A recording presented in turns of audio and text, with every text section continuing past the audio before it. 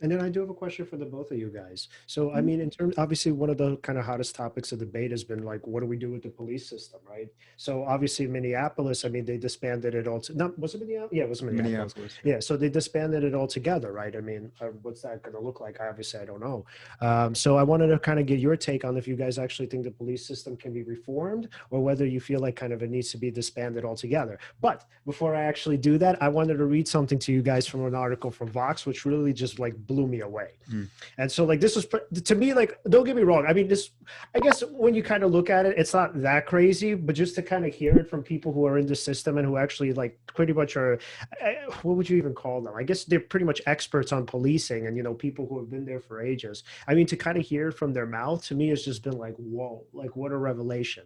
Even though, I mean, obviously to some extent we knew it. So this is from an author named Zach Buchamp, and he wrote this article on Vox on police ideology. And so he wrote, police officers across America have adapted a set of beliefs about their work and its role in our society. The tenets of police ideology are not codified or written down, but are nonetheless widely shared in departments around the country. The ideology holds that the world is a profoundly dangerous place. Officers are conditioned to see themselves as constantly in danger, and that the only way to guarantee survival is to dominate the citizens they're supposed to protect. The police believe they're alone in this fight. Police ideology holds that officers are under siege by criminals and are not understood or respected by the broader citizenry. These beliefs, combined with widely held racist stereotypes and racial stereotypes, push officers toward violent and racist behaviors during intense and stressful street interactions. So then the question is, knowing that this is true and knowing that obviously, like in terms of how beliefs work, it's very hard to change people's beliefs, right? So you can't just really say like here kind of, well, I mean, let me not kind of get ahead of myself, but the idea is it would be very hard to say that, okay, here we're going to implement, these sort of new tactics, and we're going to implement these training programs, and we're going to expect you guys to behave differently. So my question is to the both of you, right? And obviously we can start off with Yolanda, is do you think that it's possible to reform policing when literally this is their belief system, a belief system that they've held on to for literally probably since their inception? That's a really good question. Um, hmm. What I will say is, I don't think it's possible to change what's in a person.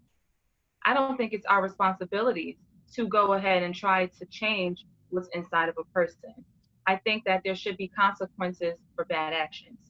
I do think that if there are consequences in place, you are assigned to this job to do this job this specific way.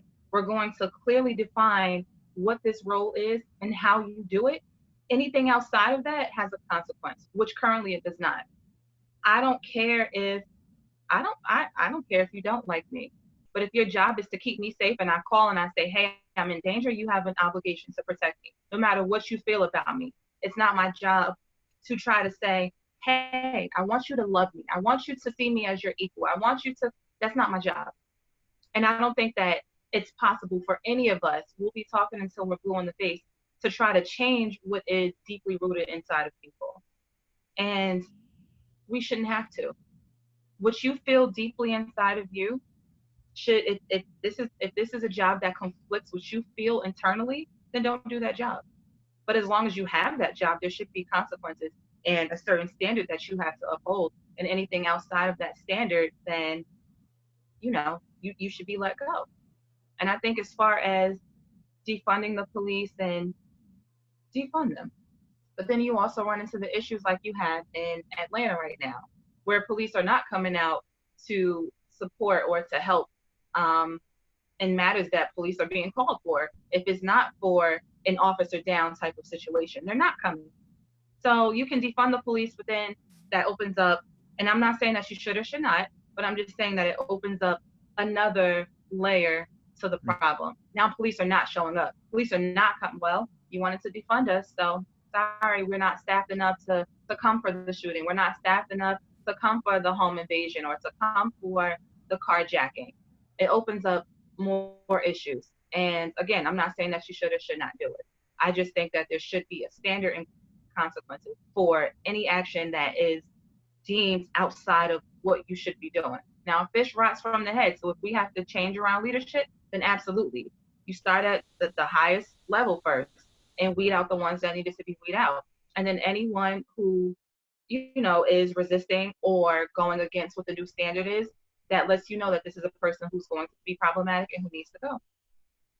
Yeah, and it seems like kind of like the public and the way sort of the way the perceptions are that we see as a public, the kind of police system a little bit, not even a little bit, a lot different than the kind of the way they see themselves and their purpose. So Alan, what do you think? First of all, Yolanda, I agree with you 100% on everything you said, especially with changing leadership as far as that goes.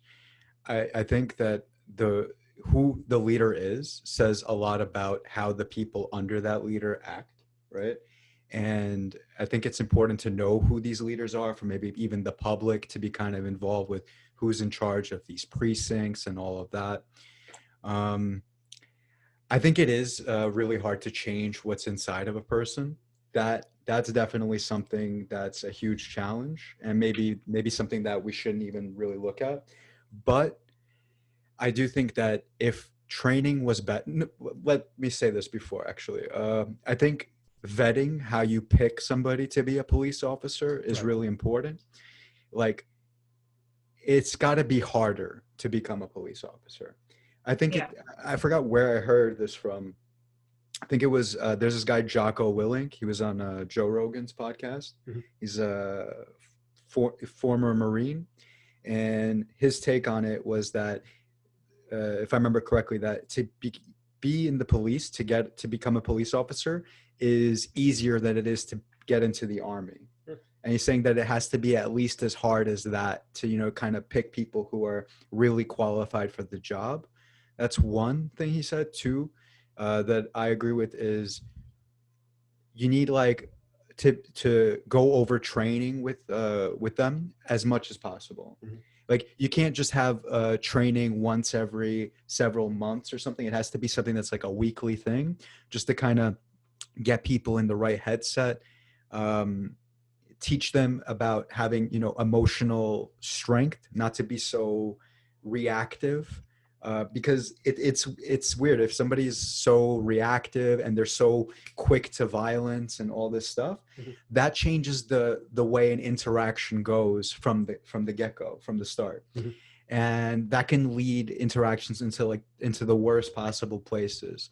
And if they were more emotionally strong, if they were able to be able to actually listen to the people that, to investigate a situation, not be so quick to action. That's something. So maybe we need like psychological, intervention or ways to teach them to be in the right space mentally.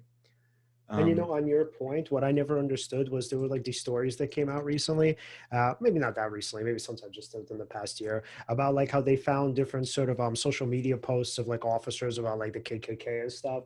And my thinking was, I don't understand how there wasn't a background check for this. Like, how didn't you guys know that this person was in some way involved in the KKK before hiring them? Like, you would think like these people who pretty much know, well, whatever, I don't want to say, it's mostly like the NSA, but it's still law enforcement on the whole. Like, these people who pretty much have a like bird's eye view into all of our lives to some extent, they have no idea that these people were involved in white supremacy movements. Like, that to me is just baffling. Yeah, that's why you need to vet who you're hiring, right? What are their connections? What's their temperament already? How much do they want the job? How much do they want to actually protect and serve and uphold the oath that they take, right? Some people are probably in the job just because it's something that they can do and they can pay for bills and stuff like that. Not everyone is going in with, this high level of morality. Like, no, I wanted to be a hero, like from childhood, I always wanted to be a detective, or I always wanted to protect and serve and help people and all that. I'm sure there's people like that, but obviously we know that that's not everybody. And so something definitely needs to change. Yeah. And so do you guys then think that policing in some way could still be reformed? Yeah. From the top down, yeah.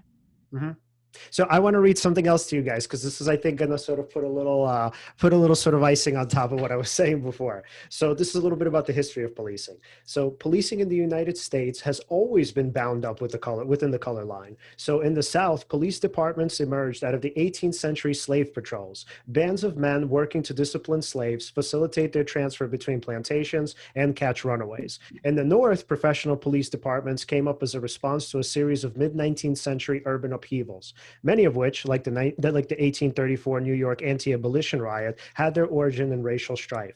So while policing has changed dramatically since then, which the author argues, there's clear evidence of continued structural racism in American policing. The Washington Post's Radley Balko has compiled an extensive list of academic studies documenting this fact, covering everything from traffic stops to the use of deadly force. And if you pretty much look into the data, you see that it's pretty much, there's a substantial difference between the use of, let's say, force and obviously murder in terms of the way it's sort of approached toward African-American people and people of color, as opposed to obviously white people.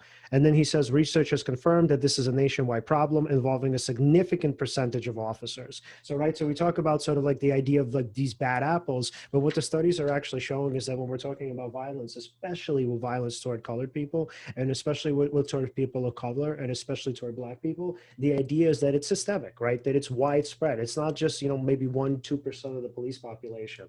So, kind of I ask again, right? When we look at all of the stats, right, how possible is it?